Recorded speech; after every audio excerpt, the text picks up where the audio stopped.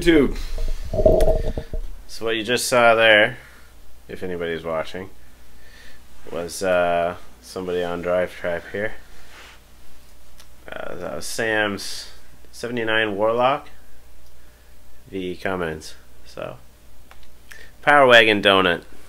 Start things off. If you guys have stuff you want to show us, anything you're working on, and you're doing a build or anything like that, you can jump on DriveTribe. So DEBOSSgarage.com/DriveTribe, and throw your ride up there, and this is where we'll show it off, and we'll dive into that a little bit later. Right now we'll just kind of get into maybe talking a little bit about the Audi. We'll start with that. Start with the Audi? Yeah, I was thinking about pulling up some comments if you want to answer some questions on that. Yes. Yes, you are right. The air does have to come from the center of the brakes and come out. And what was the other one? Oh, the wastegates will get hotter than I think that they get. Okay, so we've established that the wastegates get hot and that the airflow comes from the center and goes out. So we don't need to comment that on the videos anymore. What else? That was half the comments. Yeah. Well, where are you at? What have you done since? Absolutely nothing. It's been that. So we videotaped that Saturday, and you could tell I was sick in that video. I basically spent all of Sunday on the couch recuperating because I felt like crap. I took my daughter to a birthday party where we went swimming and jumped in a jumpy castle, bouncy castle, and then this morning I worked on a little John Deere tractor getting it ready for snow, and then I had to get the plow truck out of the weeds there and push it inside and get it running, and I had a massive fuel leak on one of the fuel lines, so I replaced that, and then I mailed a whole bunch of tape bosses, met up with a customer, got paid, and then came here, and then after this I think somebody's coming here to drop off the drive shaft. The face of Tape Boss is coming here to drop off the drive shaft, and then I'm gonna go to Hoogie's and watch the final of Canada's Worst Driver, which is tonight, and then go home for around 11:30. So that's my day. And that's with getting the girls up, bringing them to daycare. I had to go to town at least 3 or 4 times today, but we're working on the 1,000,000-mile Dodge. We're going to rewire that whole thing because they've added so much stuff to that it's just a cobbled up mess. So we're going to rewire that, but it's going to be in his shop. So I'm going to kind of go over there and kind of help him out. We're taking the 2 batteries out of the engine bay and then moving them down into that custom box in the back. We're putting 3 batteries in there, and then running all new welding cable. So I have to run to V&R tomorrow. I think they got a whack of welding cable that works great for battery cable. And then they're going to move the Wabasa heater that is under the cab and move that into the engine bay. So they're kind of reworking the whole truck because yeah, it's only got 1,000,000 miles on it, so it's it needs a bunch of work. Yeah, we're halfway there. So might as well spend some money on it. He has a 2014 that dropped a valve and grenaded the engine, so he wasn't too happy about that, and it happened way down south. I think it happened in Michigan, and then they diagnosed a no start, as in the computer being faulty, so they put a new computer in it, built it for him, and said they couldn't get it going, and then towed the truck home. And then realized that it wouldn't even turn over because there was a valve jammed in the cylinder and just destroyed the whole engine. So he rebuilt the entire engine, and now it's not running right because of another electronic issue. So he is very motivated to keep this 97 on the road. So that was my day. I have to finish that John Deere tractor tomorrow. We are taking I think it's a 1-ton Dodge. Taking the drive line's fine, the frame is fine, and we started this a few weeks ago, but I had to take the fuel pump off my forklift and put it on that skid steer, so my forklift was down for a bit. I got a new fuel pump for the forklift.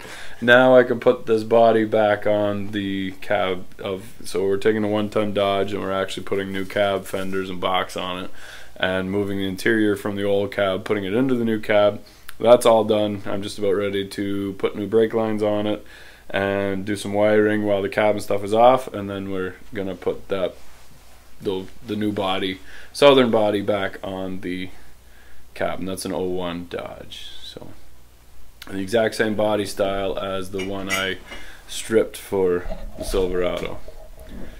So, but yeah, so that was it. So the Audi drive shaft is next. 100% the diff is going in, the back axles, the drive shaft, then the skid plate. I got to run the brake lines yet, and then off the rotisserie and engine transmission in there, and hopefully my goal was to have it driving for Christmas. That's my Christmas present. And I really feel like we're in a really stupid car show where it's we have to get it done. We have to get it done. We're running out of time, and we are running out of time. So might have to drive it to Florida just so I can get used to the car. But anyway, yeah. Hey guys. Well, we got bought your tape boss. Love that, mother. What an invention for stupid thoughtfulness builders. Thanks for helping me. I really appreciate that. Thank you guys for buying the tape bosses. We haven't. So here's where I'm at with tape boss, and I haven't. My problem again. You can watch the series, and we kind of petered off on that for a little bit because we're kind of waiting to see what Home Hardware was going to do. They took a chunk up. So they bought a set amount. They said they were going to buy a lot more than they originally did. So I have inventory to supply them, but then they never ended up reordering. Off of the original price that we agreed on, they take a certain amount off and charge you for advertising. And so they take like 5% off or something like that for advertising and for handling fees and stuff like that. But when they did it, I got one little picture at the bottom of a flyer one time, and it was after Father's Day. It was like June or July. So it's a big thing for Father's Day and for Christmas. And then they didn't re-advertise for Christmas. They said, we'll advertise in January. Well, like, advertising in January doesn't do squat. But it's a perfect stocking stuffer. It's good for, like, somebody to buy, like, 2 or 3 at a time and give them to dad and brother and husband type thing. I'm glad that it's working, but my issue was that I was getting them made in Toronto, and they were costing me way too much to get built. So, and in doing so, they constantly said, you gotta build it cheaper, you gotta build it cheaper, you gotta build it cheaper. Home Hardware's saying... Everybody's saying that. Well, yeah. Everybody's saying that. Even the people that designed it said too, you got to make it cheaper. Now what I really wanted was to have the top half snap into the bottom half like your key fob does on your car. So basically you'd have to pry it apart like a key fob and snap it together again. But when they said that, if I did that, when the plastic's in the mold, you'd have to get another arm to come and knock the plastic out of the mold.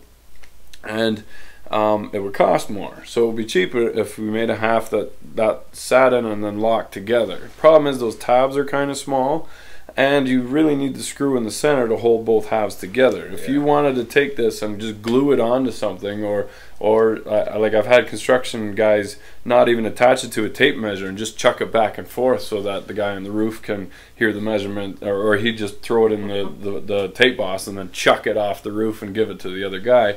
It handles that, but it runs the risk of coming apart.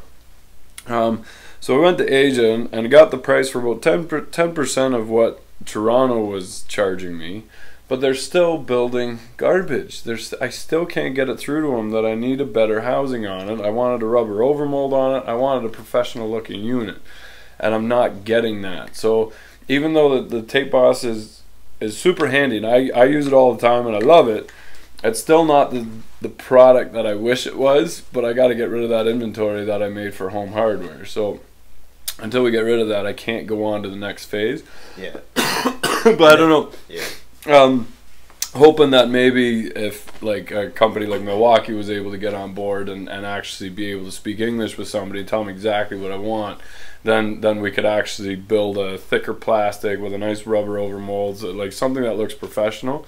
And the guy, I don't know what his name was, he says he loved the tape boss, but I was thinking too, my patents actually cover a professional version that would pair with your phone, and I have zero chance of building this myself because there's just too much R&D involved and whatever. But I wanted something that you'd have hearing protection in your ears with a mic that on a cord that connects the two, and then you'd leave your phone in the truck and you'd pair it with Bluetooth, and you'd still have the unit on your tape measure, but you'd be able to use your phone and use Siri on your phone.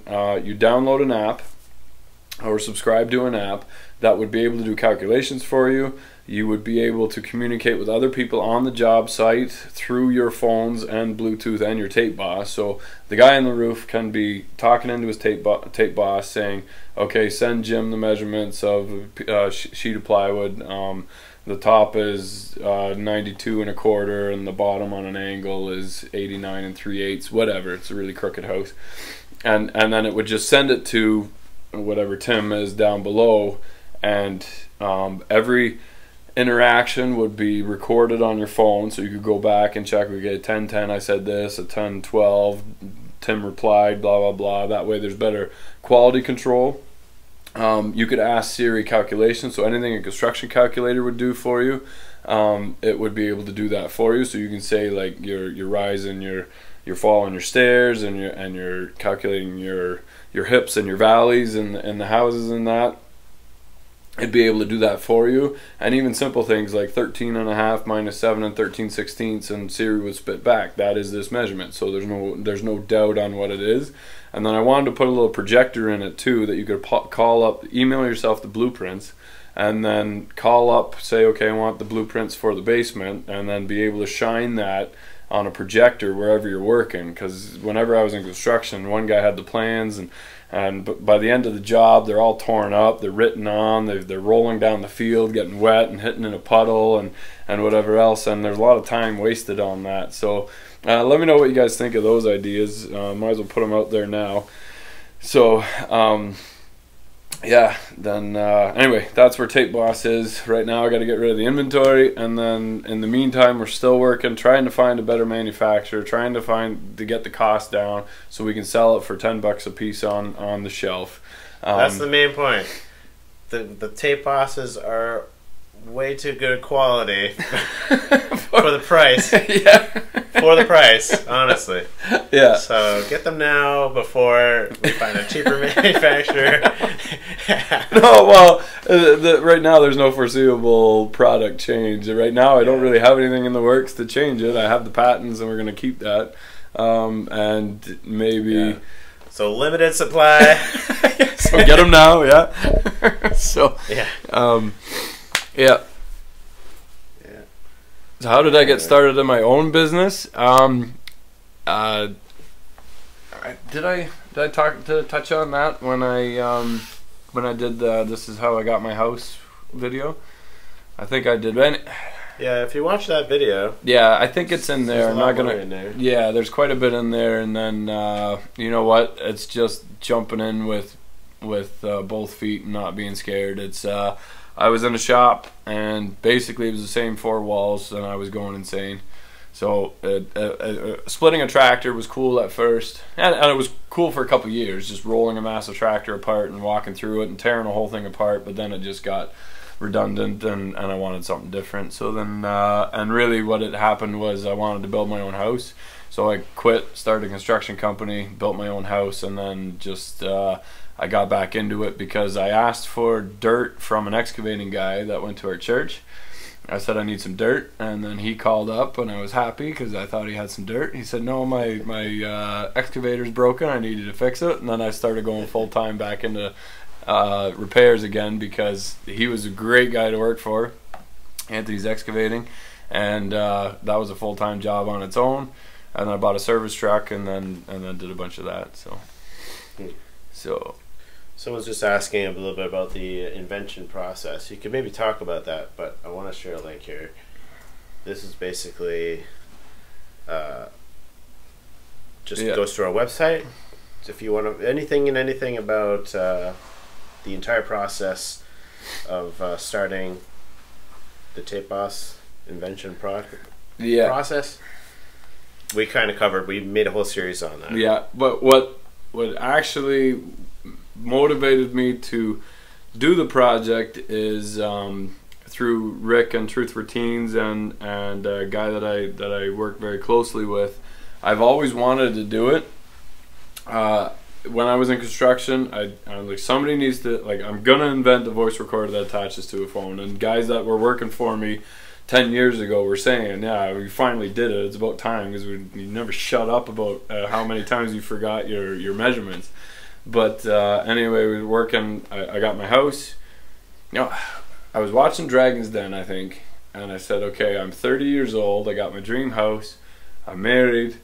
I had a 68 Firebird at the time. We were gonna start a family soon, and then I was laying there. I'm like, huh, now what? I'm like, I should invent something. So I'm like, okay, I am going to. And then the process was, I was thinking about how to do it, and then a couple years later, what happened was working with a guy, close friend of mine. He had some addiction issues, so he ended up living in the shop for quite a while, and I thought it'd be a good project for him. He was very techie, to say, okay, like a big project for him to focus on. Okay, this is what we need to do to get a patent. This is what we need to do to get a meeting for somebody to design it. This is what we need to do to get to the next stage. And I thought if there was a next week and a next month and a next year, that it would help him and give him a purpose, and it did work. He didn't really stick with it, but and he's got a lot of demons he's got to deal with yet, but it definitely helped anyway, and that's how DEBOSS started. So it was actually with Rick and Truth for Teens, and we will be doing an update on that soon. He's got his own shop now. The Corvette is all painted, the bumper's on, so you can check out that video. Go back and check out Rick's interview. It's just been so crazy lately. We haven't been able to get together with him. But Rick Osborne was Canada's most wanted and most dangerous criminal at one point, and changed his life around. And we work with kids in the shop, and we restored a 48 Fleet Master. If you guys missed that, you can check that out for his charity. And his shop is coming along really, really nice now. So him and James were back last week. A couple of the kids graduated out, but one of the kids, which was really cool, one of the kids is doing fantastic. He's got great grades. He was having a hard time at home with his family, issues going on, but he started doing, what do you call that when your class goes somewhere else to do tech? He's in high school, but I don't know. They went to a shop class, not an apprenticeship, but like kind of co-op type thing. Anyway, the shop teacher takes a bunch of kids and brings them to a shop or whatever, and he was showing DEBOSS garage videos at the automotive shop. What? Yeah, that was really cool. And then the James, one of the kids, was in one of the videos, and he's sitting in the class.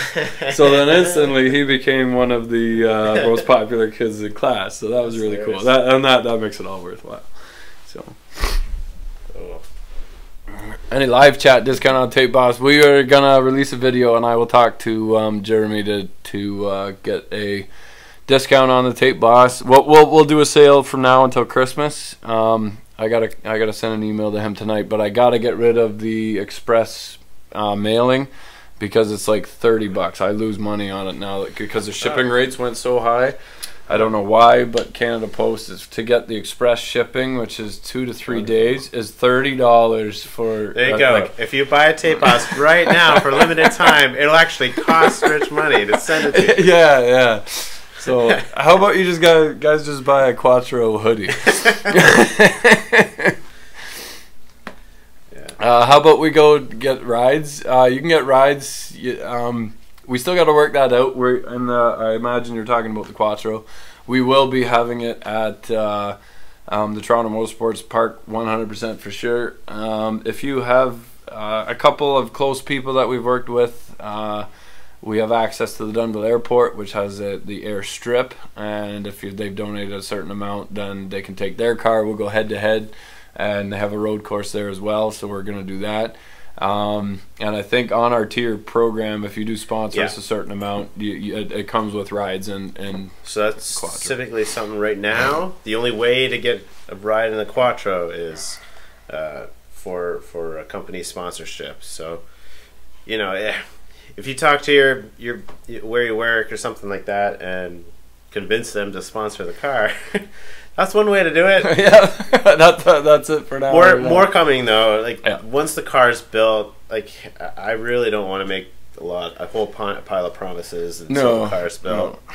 And it might just blow up and catch fire in Florida, and we made a lot of promises that we can't keep. It could be completely toasted by the time it's done. Yeah, and no rides for anybody.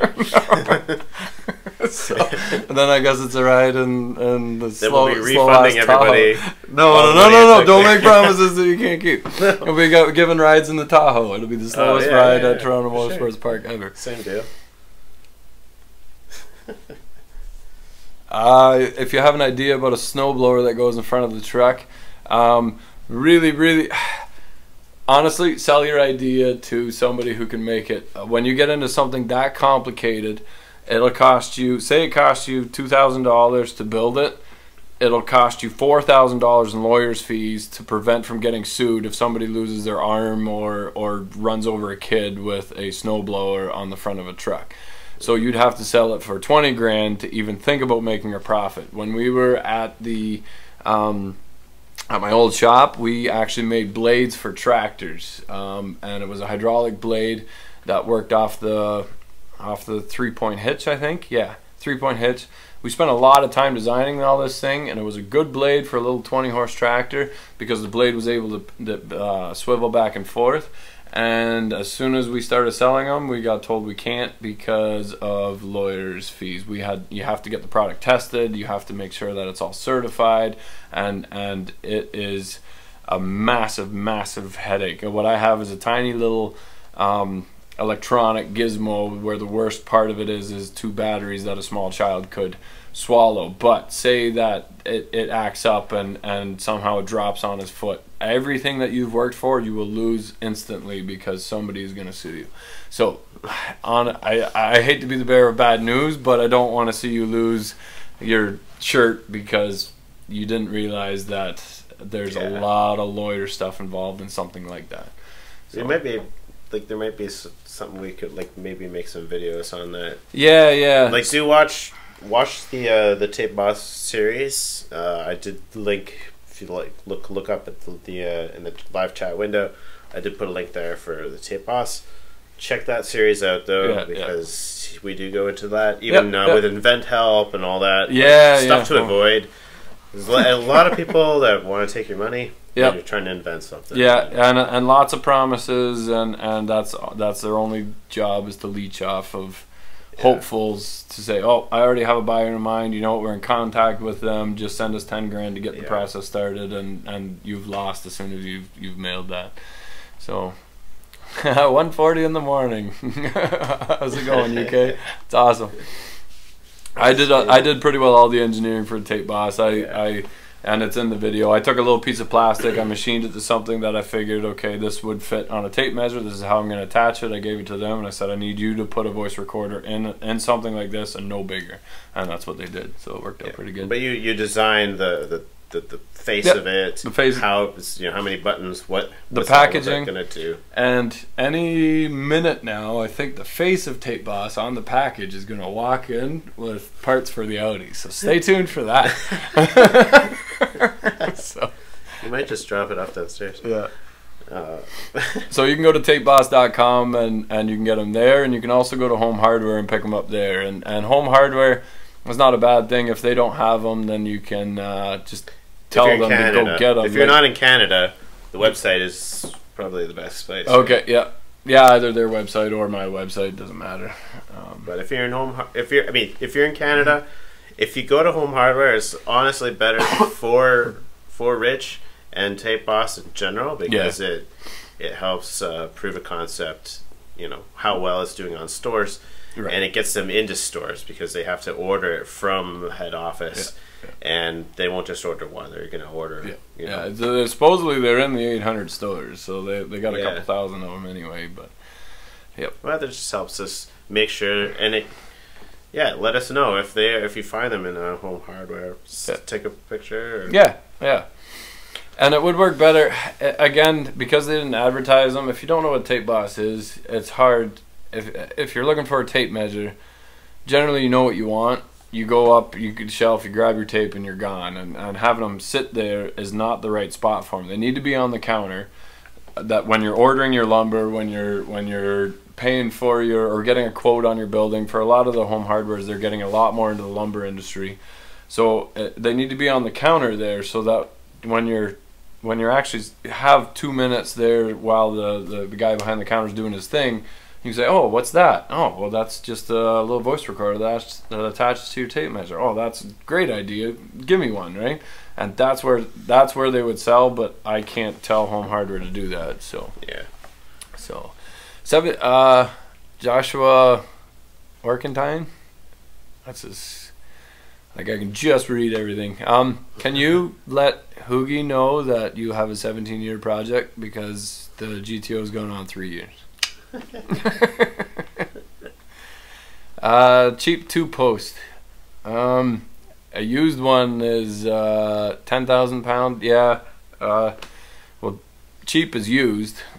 Cheap is also not safe. I've seen a couple off the top of my head. No, there's a guy that keeps. He comments in a lot of videos saying, "Are you getting a 2-post yet? Where's my?" And I think he sells them. I think he sells them. I said, "You can send me one and I'll advertise for you," but I haven't. Yeah. Anyway. I wanted to get a little bit to some of these questions on the Audi. I know there are some live right now. Okay. One question here. So didn't you do the dyno testing on a Gen 3 engine? Yeah, but I only took the block out of the Gen 4. We got a Gen 3 cast block from V&R that was next to new, and it's in one of the videos. Like I pulled the valve cover off and it is spotless. So we took all the guts out of that, sent that over to the machine shop. So they got the crank, the pistons, the rods, and the heads, and then machined the heads. Put all new bearings in it, put Molly bearings in it, Molly rings which were gapped, and then it's still a Gen 3 crankshaft in there with the camshaft with the timing gear on the cam sensor on the timing gear. So don't worry about it, we'll get it running. We thought of that. Yeah. And brake system, we always. Yeah, so the brakes, yes, you guys are 100% true. I've never built a race car before. We will be putting the airflow coming in through the center and working its way out. And that's why we have YouTube, so you guys can help me out on stuff like that. I didn't have to do any research because at least 38 people of the 70 people commenting told me that, doesn't the air come from the inside? So. Yeah, there was somebody that said something about, I think it was the wastegates being downstream from the turbo. Yeah, he hasn't watched the video because he thinks the turbos are under the hood for some reason. Oh, okay. So yeah, no worries. He needs to watch the rest of the videos. So yeah, nice. Some people are posting on DriveTribe. Keep it coming. Yeah. Can we do junkyard rescues? You know what? We've had so many opportunities for really cool videos. Stefan knows a lot of people, and Jack Black for everybody. Yeah, Jack Black. We'll just call him JB for now. But he knows a lot of people, and he knows a lot of hidden barns around the area with some really cool cars in there. And he bought 2 little Alfa Romeo. Yeah. And we have video and I knew the name because we walked through the barn. I'm like, I want that car, and then he's like, yeah, I bought it. So I missed out on. But there's a bunch of other cars in the way, And we thought it'd be a great video to go and get one of those cars running because they haven't ran for like 15 years, and then just do something like that. But our junkyards aren't full of the cool cars. Like we went to Pennsylvania, they got cool cars and trucks there. We have no history. Everything got crushed, and if it's not crushed, it is so completely dilapidated in a field somewhere that it's just lawn art. So to go in and do a junkyard rescue of like a Z28 Cavalier, or we'd have to go to Texas. Yeah, we'd love to do that. Like we'd love to go to a wrecking yard and get an old 50s truck running and drive it cross country. But yeah, Roadkill already did that too. We don't need to copy them, but we'd love to do it. It's just we're in the wrong area for that. So. Oh, Stephen Cox is here. Hello. Come with 6PTs. Oh, I think he's answering a question. What do you think about adding an add-on vacuum pump? Yeah, so funny thing, I don't know if you guys seen a lot of the motorhome in the background of the videos, and it's just stupid because it's just one leak after the next. And what happens with that thing is it just has very poor PCV system on it. So the way I finally got rid of the last leak is to fix all the leaks, first of all, because they were legitimately leaking. But then it's still, it wouldn't leak when it was like a 10-minute drive, but if you took it for like an hour-long drive, it would puke oil out of the breather out of the front again. And it's a different system again because it's also the oil fill. But I just took a breather and put it onto the oil fill cap, and that seemed to fix it. So yeah, so think about an add-on vacuum pump. Just add another breather on it. Stupid Dodges. I do wash my hands with sunlight. The stuff that you see right now is the glue, the glue from the Audi when we glued all the that PL premium does not come off. That comes off with when your skin falls off. So yeah. What are the deal with comments complaining about a mechanic's dirty hands? I've gotten death threats because of dirty fingernails. Really? You know what? At the end of the day, I look at my hands and they've got stories to tell, and I'm happy that at the end of the day, I don't know, they are pretty bad right now, but I love my dirty hands. I don't care. So. Can you boost control or power stroke 6.4? They are boost controlled by the engine computer, the ECU. So I guess you could eliminate that, but you probably throw an engine code. It's a 6.4, so.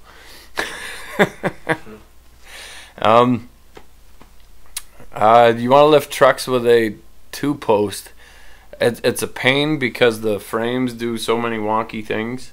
Like the cab is a lot higher. No, the box is a lot higher than the cab is, and then you usually have step bars that you got to get under. So you got to swing the arms under the step bar and then stack a bunch of things on there. I put a 1-ton truck on a 2-post. And it's sketchy. It is 100% sketch. So when I poured my shop floor, I actually left 2 big circles where I didn't run my in-floor heating, and poured extra concrete there so I could put a 2-post there. I used the 2-post once with at that excavating company's shop that I worked at, and then I said, "Yep, getting a 4-post drive on because this is ridiculous." So. I would love to team up with Roadkill, but I don't think that's going to happen until we're at least like 1 million subs. So we're nobody to them, and we have nothing to offer Roadkill. That's the issue. Like Tony right now is doing something with a Cummins again, and he's just basically they're just watching our videos and doing it themselves. We did the junkyard build, and I had a Subaru in it, and then like a month later they got like almost the exact same shot of like a Subaru in a field with whatever. So yeah, I sent it to you. I'm like, they're copying us now. So they don't need us to join them because we can't bring them any more revenue or and basically every one of our, I would be willing to bet that 98% of DEBOSS Garage viewers know who Roadkill is. So we can't even bring them new audience. No, we can't do anything for them. So yes, 100% put a fast on. Great filtration on the O2 is not a bad system at all. Go ahead.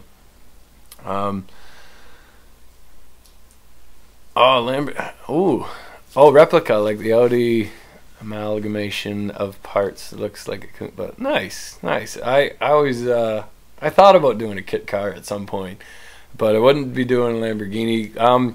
We found out where we got the McLaren seats from. He just bought an Aventador that got smucked up, and we were trying to get together with him again. I wish we would have started the channel 10 years ago before we had kids and deep into families and have all this free time at this point. Yeah, but we are committed to our families and stuff too. So this right now is still on the side, but we were trying to meet up with him a couple times. He canceled last minute. I had to cancel last minute, and we just haven't got together. We will get together with him next summer, I'm sure, or after the race. But buying a real Aventador and a real McLaren is not that big of a deal. He's bidding on ones, getting smucked up ones for like $50,000, and then and in a large scale of a project, like we're into the GTO for 30-40, and that just gets you a smucked up car. But to be able to do the work yourself and find another smucked up one in a different area and put the two together and build a supercar that you can sell for 250. He had an offer for 250 grand for it. And we'll most likely be racing one of his McLarens and the Aventador with the Audi. Will be facing off with an Aventador. Now don't make promises that you can't. If somebody's going to McLaren 650, at least a McLaren, because I think at least that, because he's keeping at least that or selling it to his brother. So we will be racing off against the McLaren and hopefully an Aventador. And whatever. And no, it's not a drag car. We're not building a drag car. But no. What are the specs on the It's about the same. The engine specs, if you look at I was looking at the torque curve and the horsepower, and we're basically the same. We're basically a supercar. We're basically a supercar. We got a full skid plate. We're aerodynamic like crazy. So so anyway, that's a good time. We'll be heading out to the Dunnville Airport for that one, so that one should be great. Just really looking forward to that. And that next summer should be a fantastic summer. So, hello, Sarnia. Possible to put a 24 valve bead on a 12 valve bottom end. Bead head. You meant head. Yeah. Right. You can, yes. It's a 24 valve on a So they are the same bottom end. The only difference is the head. But when you put the 24 valve on a 12, like it is the same engine block with just different heads and injection systems, and it gets complicated. The best is actually 24 valve head with a P pump.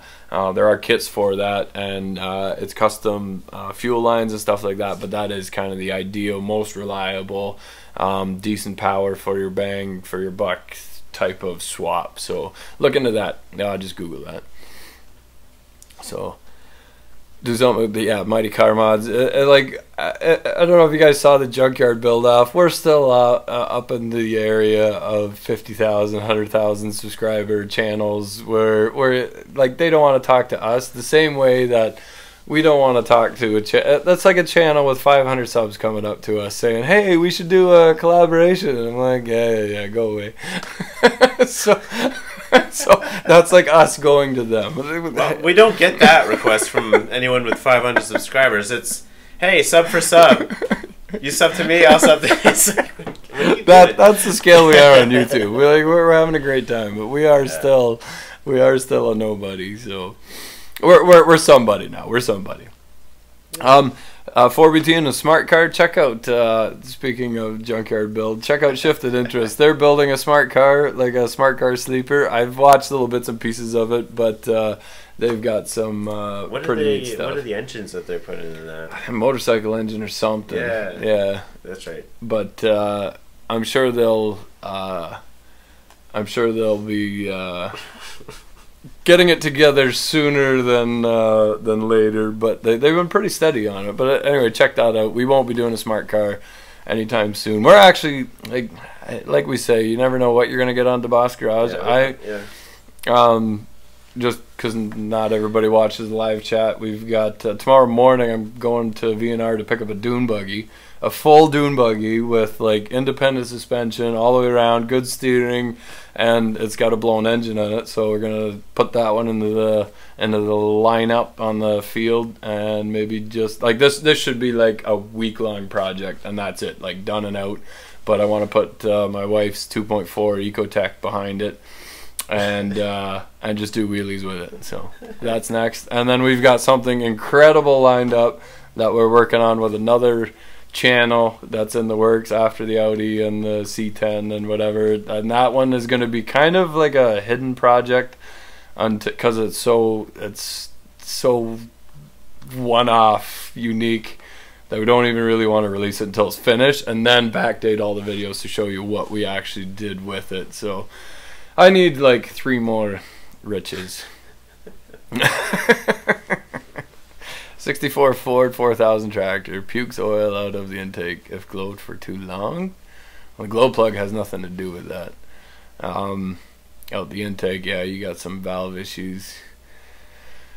So, do you like Dodge Demons? Never drove one. To me, the Dodges are all about just smoke shows. If you like noise and smoking tires, absolutely, but it's a heavy car. It's meant to go in a straight line, so I think I would get bored pretty quick. So I think that they just made the wide body version of the Demon. Oh yeah, I don't know. So I'd like to take the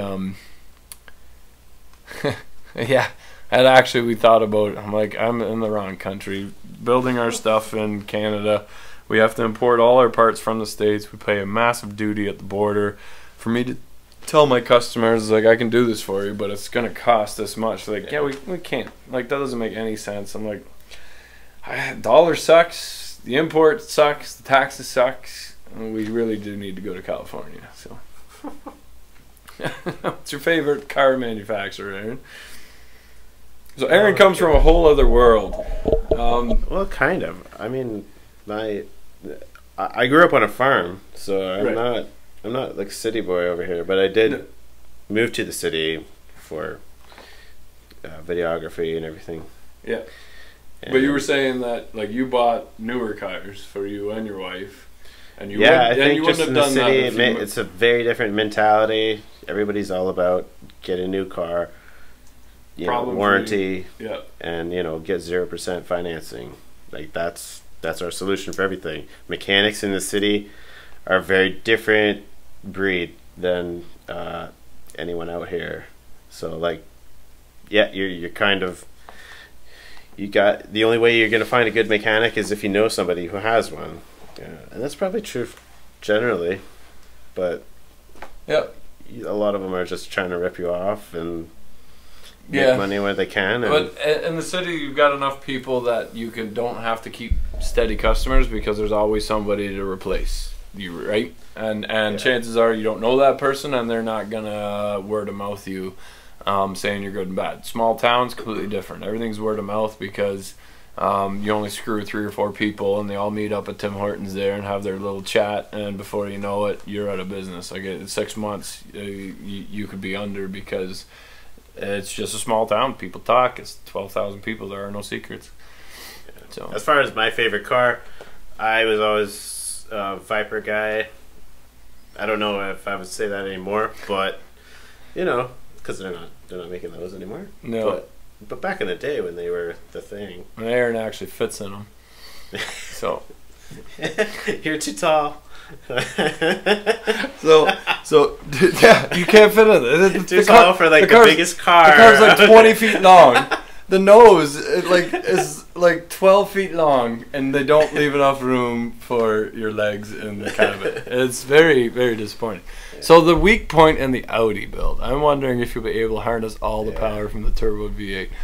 The weak point in the Audi would be that we've re-engineered every single piece of the car. So what's funny is you try to think of everything, and the race is more about finishing than it is actually about winning and getting the fastest car. But things They're like trying to find the fastest car, but right, everybody's choosing YouTube land is their biggest problem is going to be overheating. Right.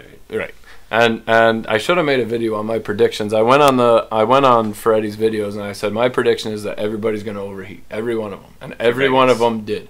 Yeah, even Tommy, he was brushing the hotline and then he blew a coil afterwards, probably because it got hot, and he wasn't even able to finish. So none of them would have been able to drive the car to the next challenge other than Dude in Blue and Matt Farah. And to do 20 laps. And that was not 20 laps. Ferretti's Corvette, if you watch them, they pulled in after 4 laps. So it was 4 laps, he admitted on his last live chat, that it was already 240 degrees. So 4 laps, it's about 8 minutes, 10 minutes maybe. It's usually a couple minutes a lap. So he would have been halfway, and he wouldn't have been able to finish. So it's a good learning step for him, but I hope he's watching, because if they took that engine and with it overheated and hit it with CO2 fire extinguishers to put out the fire, they would have hit those heads, and his heads are so warped he'll be blowing a head gasket. There's no way that his car will do what it did in October. I hope they pulled the heads and at least machined them. Took a look at them. Like, it's not that difficult. The heads are right there. Pull them off. But if you just, I think all they did was change the plugs and the coils and fix the burnt wiring and said, hey, you're good to go, whatever. As for our weak points are that I think we're going to have vibration issues because we've just done too much. We've done all the bushings, so it's getting in alignment for sure, but we built a whole new car and we don't have enough time to properly tune it and test it. So we're gonna give it our best at this show, or at this event. We're gonna show our face. We're gonna have a great time doing it. We're at a good spot because we are complete underdogs. We're the smallest channel. Nobody really expects anything of us, so everything that we do is gonna be a bonus. I think I'm really hoping that we're gonna be competitive and we finish. But with vibration issues and stuff like that, I really hope we got that under control. But the good thing is, we found another place, one of the colleges in Ontario. They have like a full test facility with wind tunnel and vibration things on the suspension. They can put the car in a furnace and like climate control. A really cool place. So if we're able to bring in some revenue and we can take it there, we can actually go over it and say, okay, this is what was wrong with the car, this is what we're going to do to change it, and then bring it back again a year later and really whomp on people next year.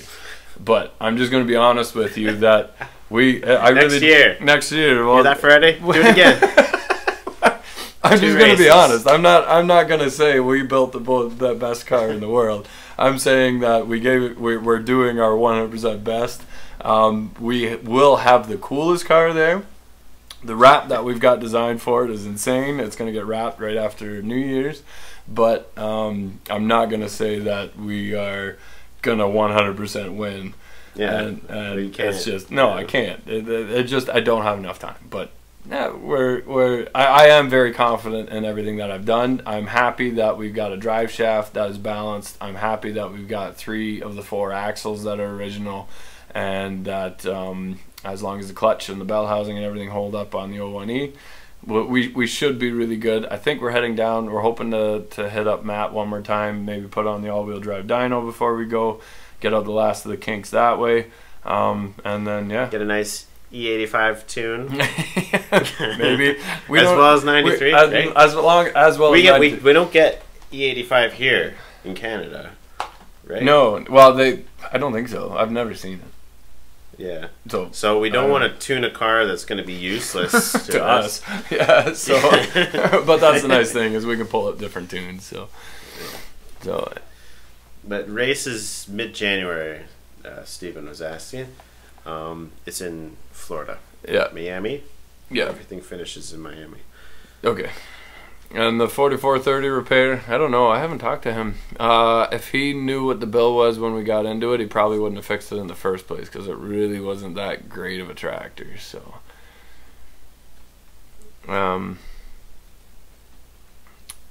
yeah, my opinion on the the one generation, the 6.8 V10. Like they were horrible on fuel. Just like as bad as the 8.1s and the Dodge V10s. Yeah, but you knew what you were getting into. They were better. Better. Yeah. I haven't worked on them much. I drove a bunch in Anthony's excavating's fleet, and they were just like he didn't keep them very long, just for the fuel. So 2MGE to two-wheel drive Toyota. Okay. Any tips? I'm getting ready to swap. I don't know what that engine is. 7MG. No tips, because I don't know what that is. Boosted Boys. Yeah, where are they from? I don't know where Boosted Boys is from. Cheapest place honestly, the cheapest place is Rock Auto. You just gotta wait for them to show up. But they're not the greatest plates, but they are the cheapest. So, and you can what you can do is go to Rock Auto, find the parts that you need, and they'll usually have an actual part number, and you could Google that part number and usually find it even cheaper somewhere else. That's probably the best place to go. When and where are you racing the Audi? You know what? Yeah. Audi. Freddie still hasn't told us the tracks. Where you are. So I don't know if anybody knows about this. When we drove the Audi, we had Mercedes rims on it, and they were staggered rim sets. So they were 8-inch wide on the front and 10-inch wide on the back. They were 235 something or others for the fronts and 245 something or others on the back, and I measured the height wise, and they are pretty well identical. I looked them up in the computer, and the diameter ends up being like 0.1% difference. So the diameter is the same, but the width, the stance is different. We ordered 2 rims, and we got the 10-inch wide ones. If they fit on the fronts, we'll get 4 10-inch wide rims, which is super wide, which looks awesome, will grip like crazy. If not, we'll be going with 8s in the fronts and 10s in the back. But what was I doing? Does anybody know what the repercussions of that are? The diameters are the same, so it's not fighting itself through the drivetrain. Just if there's a wider stance at the back. The only reason I was doing that is because some of the older videos of the Audis racing, it was a gray Audi with like a red stripe over the hood. You can Google it. They had wider tires on the back than they did on the front. But then I was reading elsewhere that doesn't help with the understeer at all. You need wider tires on the front and narrower at the back. But I don't know if that was all-wheel drive car or two-wheel drive car. If anybody knows anything about that,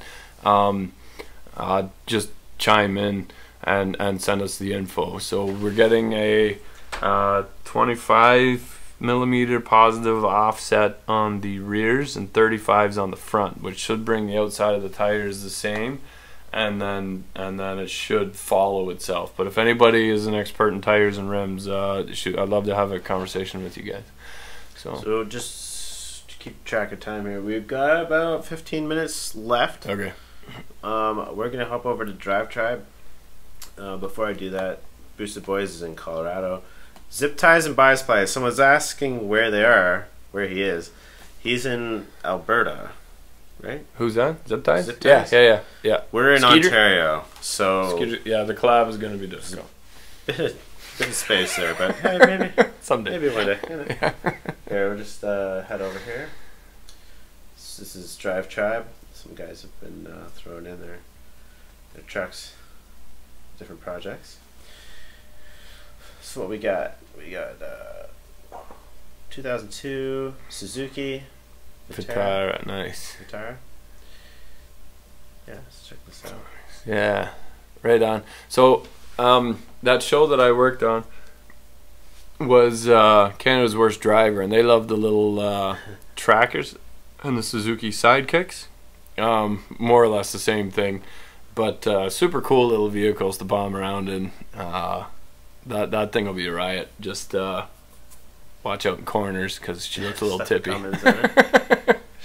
Lots of Cummins in there. Yeah, yeah, come come by, bring it by. Yeah, the problem with stopping by at the shop is that a lot of people feel that they should come by and say hello. Call ahead. So visiting hours are between 3 and 3:15, and you have to bring a coffee. But I do need to get work done.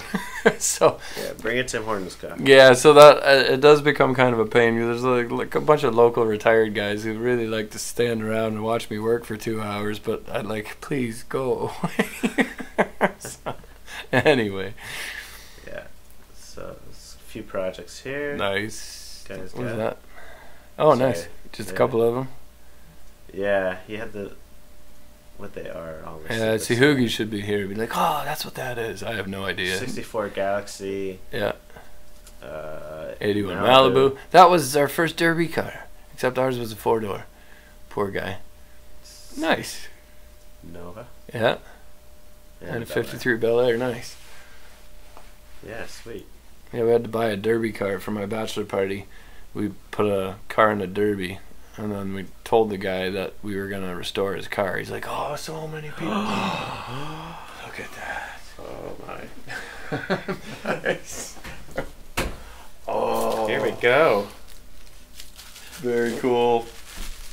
All new ends. Here, can't see this. Oh. Drive shaft has arrived.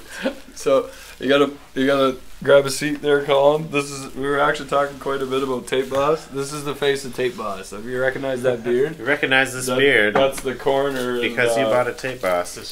And you saw the packaging. Bottom half. Nice. Even some lubrication. So this is Cardan driveline.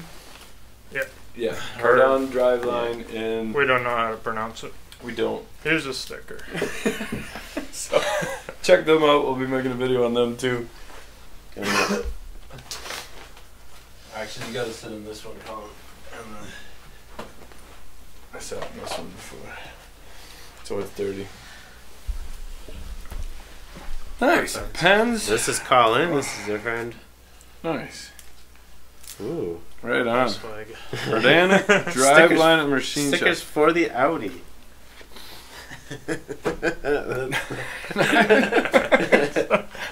I think we'll be printing their name in the wrap. Yeah. I'll put it on the drive shaft. Nice. I'm excited. And it's even painted and everything. So the other drive shaft shop, they don't paint my drive shaft, so they're farther away. But I'll be going to them from now on because that's nice. That's pretty cool. Yeah, I'm really happy with that. He seemed pretty happy to do it for you. Yeah. Right, says he goes fishing out near Benville, so. Oh, nice.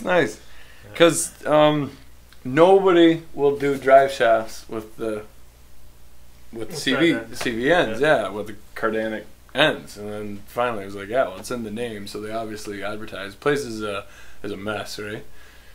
It's all right. It's all right. They're all working hard. Okay. Well, that's just it. My shop is usually a mess too, but. From the pictures, there's like drive shafts laying in the aisle that you gotta step over to get to it. It's not a place where you take your kids to. Well, I did. So, anyway, thanks for doing that, and thanks to Andrew from Canada Catalyst. He was swinging by. He dropped off a two-piece drive shaft. We couldn't make that work. Here, so come over here. So he ended up. See you. So he ended up, Andy ended up dropping the drive shaft off, and then you were on your way to your sister, so you were a little bit out of your way. So anyway, that was great. And we got the old one too. I put in the back of the truck. Nice. Right on. Right. Very happy with that. Well, we're checking out some DriveTribe. We'll just get back over here. Yeah. Here's our thumbnail. This is an N2 spec 86 Toyota Corolla. Nice. I don't know what he's doing with this. What is he doing with this here? Well, he's doing a figure 8 course in a parking lot. But I seen a funny meme today because it's like this is like a photo. He got this taken. Oh yeah. Yeah. So J-Mix. There was a funny meme. How do you call it? Meme. A meme. Yeah. It was like Toyota recalls 1 million 1990 Corollas because they figure it's time that their owners buy something new.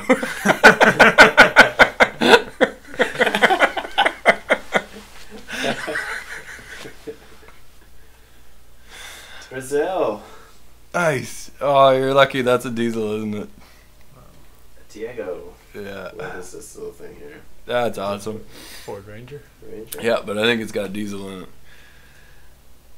Pop the hood. Send us a picture of the hood. We've got Ford Rangers at home. Oh, do a burnout. Watch the video. It's gonna do a burnout. Yeah, this is the.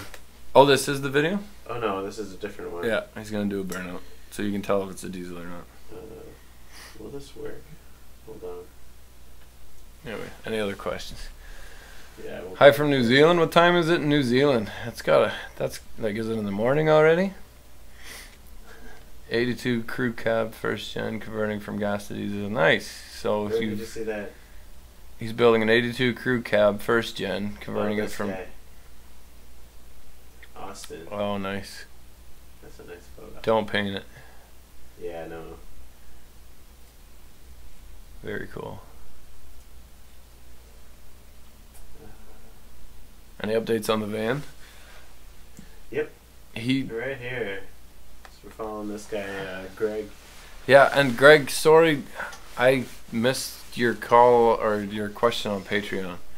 I haven't answered it. Was that Yes, Greg? That's Yes. him, yeah. I'm We sorry. can jump on Patreon, actually. We can do that. Yeah, answer that question. That's cool. The lights look really good. Yeah, hold on there. Anyway. Yeah, no. Okay. And That's diesel too. yeah. Oh, nice. Yeah. Really nice. He's doing a stellar job with it. He's got his lunch there. Yeah. Nice. Here's a short update on that. Just trying to find his question.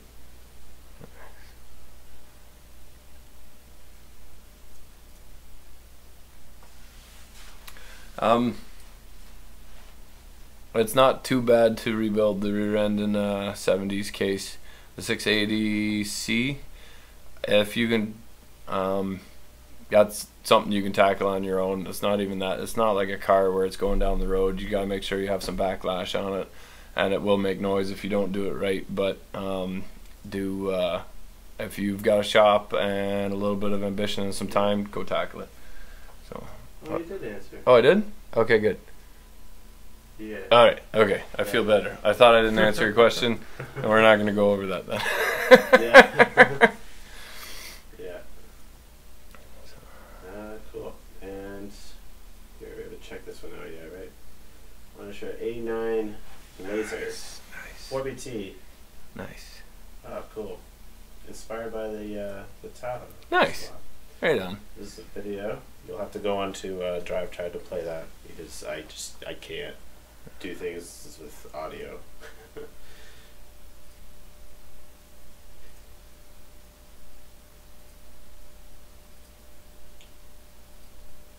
Nice. And I think we got one more. Two more. One more. There it is. Yeah, what's that? Looks like it's Old just getting started here. Civic. What is this? The hatchback Civic with the, we used to call those the baseball hat cars. You look like a baseball hat driving down the road. I never heard that one. That's what Esther used to drive. Oh yeah.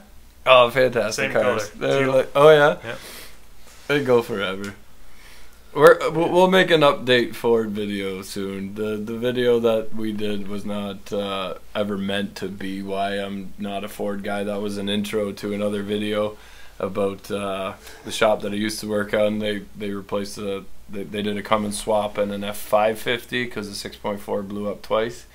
And then we made the video on the truck, but then he made us pull the video down because he makes a good living fixing Power Strokes for fleets, but then he himself pulls them out and puts a Cummins in it. That doesn't look too good.